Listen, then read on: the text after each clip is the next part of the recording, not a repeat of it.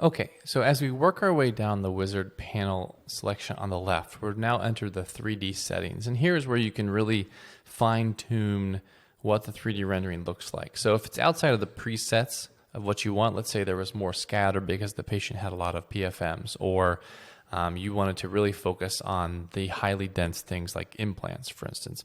We have a couple options here. So first we see the templates. These are the preset templates. There's an airway one that, because this was imaged at full KVP and MA, kind of gets washed out.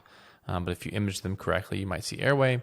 Bones, default, soft tissue. Here we can see a little bit of the nares.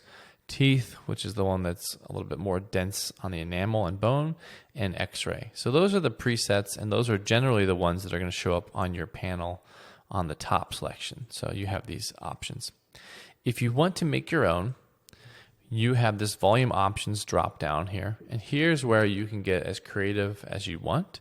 You can change the slider. These are Hounsfield units. So it's saying, hey, I want the denser things to appear to be this color, right? So the denser it is, I want it to be, very light white.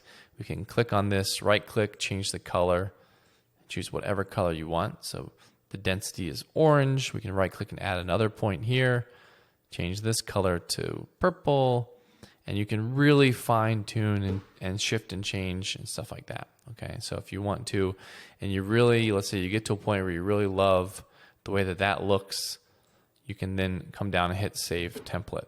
Okay, so if you have some time on your hands and you really want to fine tune exactly what Hounsfield unit is what color and the different gradients, by all means. Otherwise, you can delete the template and just stick with your defaults that come with the machine.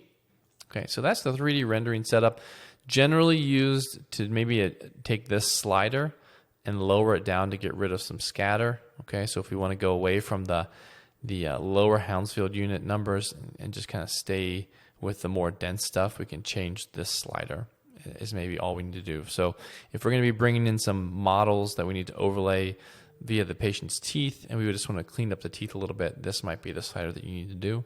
Otherwise, choose your favorite for viewing and for patient education and move forward from that.